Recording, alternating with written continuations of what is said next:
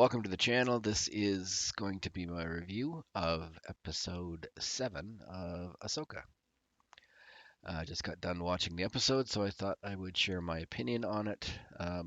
Ultimately, it's not a particularly good episode. Um, it's it's there because it needs to be there to move the story along, and it does move the story along. The good is that you finally have Ahsoka arriving on the scene and hooks up with Ezra and Sabine. Um, that's kind of the extent of it. I guess you could say there's a cameo at the very start with CP3O showing up for a bit of an appearance with Anthony Daniels doing the voice, which is good. Always like to see, he still gets some work in the character because he's so centralized to the character. So that's good. But other than that, I guess you could say we do see a bit of the fact that Thrawn does know what he's doing and that he does show some tactical stuff, kinda.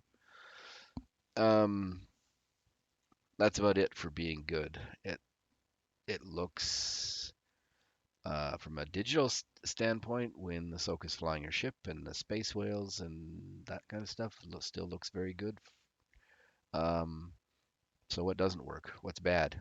There's a lot of combat, a lot of action in this episode, and it's really poor. I mean, really poor. Um, Yeah, it's probably phew, maybe the worst I've seen so far, in my opinion. Anyways, um, sorry, I got a cold, so I'm opening a cough candy here. But yeah, it's you have stormtroopers fighting, you have bandits fighting the turtle people, and it's kind of a couple of yucks because they play it for yucks. You have Sabine fighting the marauders, and it's kind of bad combat, like not really good. Well, I guess that's what bad is, but it's not particularly good. You have Ahsoka fighting the big bad Jedi, and it's bad. Um, yeah, it's not good combat. I've said some of the earlier episodes that really I think the actors must have got shortchanged on their fighting lessons before they started, because that was the big thing about having Anakin in the episode 5 is that Hayden Christensen and others for his series must have had a lot of lightsaber training or basically training in swordsmanship because it shows the difference. Now that maybe he's just a bit of an athlete or whatever, but his scenes with Ahsoka, you can see the difference in the two actors in that Hayden is very comfortable with lightsaber and he almost has to slow down, which is a shame. So in this, you have Ahsoka going up against the big bad Jedi, and it's not a particularly good fight scene. You have Ezra going against the little baddie, and you have Sabine going against the little baddie Jedi, and their lightsaber combat is disappointing. That's what I'm going to say. It's disappointing. The writing in the episode is not particularly good. It just seems to be, well, we have to get from A to B, so let's take the shortest point between A and B, and if it doesn't make sense, then that's too bad. But there's a lot of kind of stuff that just seems to happen because it has to happen. Um, yeah, it's very disappointed in this episode. Even though it is important in that Ahsoka arrives on the scene and Thrawn gets engaged in what he typically does, although I don't think he would do unit tactics, which is kind of what this is. A lot of stuff that doesn't make sense. The big baddie Jedi sends a little baddie Jedi off to deal with Sabine, and Ezra just kind of stands there.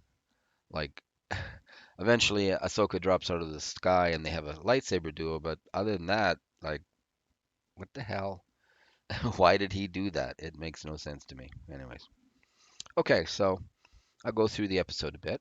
Um, It starts off, but we're back on the main planet, and the green-headed general is getting reamed by the Republic Senate or whatever these guys are, more like an armed services committee, which just shows how stupid they are. No wonder they get beat by the Empire or First Order when it reappears, because they're stupid, like seriously stupid. Well, one guy is the main senator who's got a bug up his ass about the green-headed general and what she did. It makes no sense why they're dragging her in and want to dismiss her and all this stuff for the minor thing that she did. It makes no sense. And then CP30 shows up and says, "Oh, he was doing it all for Senator um, Princess Leia, basically." Oh, okay, so everything's fine. All right. So then that's it. Off they go to Ahsoka in the space whales, and she is she's basically doing some training on her own, listening to some tapes of Anakin that he made for her during her training. She doesn't look particularly effective doing her training. I don't know why. She would just be doing straight katas, I suppose. Maybe that's what they do, but you would think that she would want something light or active, or a droid or something else to do it. Even she's got a guy that did droid training with Sabine. So, anyways, for whatever reason, I think it's just to show another picture of Hayden Christensen talking to her, but they decide they're going to arrive. So they go into the front of her ship, and the space whales do in fact arrive, and they start coming out of the space whale, and it's in the middle of a minefield, which again, kind of why? How did I guess they got a big enough minefield that they would catch the space whales from anywhere, but they don't really know that the space whales are going to appear at exactly that point to be able to put down a minefield, but they do. So then the whales take off, and Ahsoka gets followed by a bunch of these ineffective fighters that don't seem to be able to hit anything, and she hides in the debris field of all the bones and kind of just sits there for a bit. Reaches out to Sabine. They make kind of minor contact, but Ahsoka gets enough to know where she needs to go. Um, they go back to Sabine and Ezra traveling with the turtle people, and the big baddie and the baby baddie um, Jedi find them, and that's when the big baddie Jedi and the baby baddie Jedi part ways, and he sends her off to follow her own path. Blah blah blah. A bunch of sort of gives her some advice that doesn't make sense and stays behind, which also doesn't make sense. But anyways, um, Thrawn brings in the three sisters to find Ahsoka, which they immediately can do, which makes no sense because then why, after all these years, did they not find Ezra if they wanted to find Ezra? They gave Sabine a bunch of here's what we think where he thinks he is. Maybe they knew exactly where he is and they didn't really care. I don't know. But anyways, they start shooting into the debris field to force Ahsoka out. She zips out with her ship, flies down in the atmosphere, and decides she's going to jump. Again, okay, force sensitive. She can do a lot of stuff. But, of course, she has to get a big, heavy, bulky coat to put on. I guess she doesn't want to have a chill. Why you would put that on before you're going to go into a fight is beyond me, because all it would do is get in the way. But she jumps out, lands right at where the big baddie Jedi is, and they have their little fight until the her robot comes and strafes him, and then she can take off. She steals his horse, or big giant rat, whatever the heck it is. But we also have the fight with Sabine and Ezra and the mercenaries, or the raiders, or whatever hell you want to call them, and baby Jedi. And this is the one where the combat is so bad. I mean, Sabine does use her guns, which she should be able to do as Mandalore. Mandalorian. But then they get into this kind of stupid thing where she's trying to give him his lightsaber back because it is in fact his lightsaber, and he's, oh no no, I'll just use the Force. So then at that point he fights hand to hand, and every so often gives one of the bad guys attacking him a little push of about, it moves the guy back about 2 feet. It's like, so Force is all you need, and that's the best you can do. Although it sends team seems to jump back and forth. Sometimes he pushes him a tiny bit, and sometimes he pushes him a big bit, which is whatever the story needs at the time. But at least he grabs a blaster from one of the stormtroopers who Thrawn sends along to help and uses that. But other than that, he's just kind of like hand to hand. And Sabine's shooting for a bit, and then she gets into hand to hand and finally pulls out a lightsaber and runs a few guys through. But of course, we know that apparently running somebody through with a lightsaber doesn't actually kill them. That's just a joke. But yeah, it's really, yeah, bad. The baby Jedi gets into it with Ezra. The one funny part is she takes a swipe at him, and he from behind, and he ducks, but you can see it singes his hair, and he says, "Oh, close one." But again, she's got a lightsaber. He doesn't. He got some Jedi training, but not maybe full. I don't know for sure. I didn't see enough of Rebels to know, but the baby baddie Jedi gets really incompetent in her lightsaber fighting, or whatever you want to call it. So yeah, it's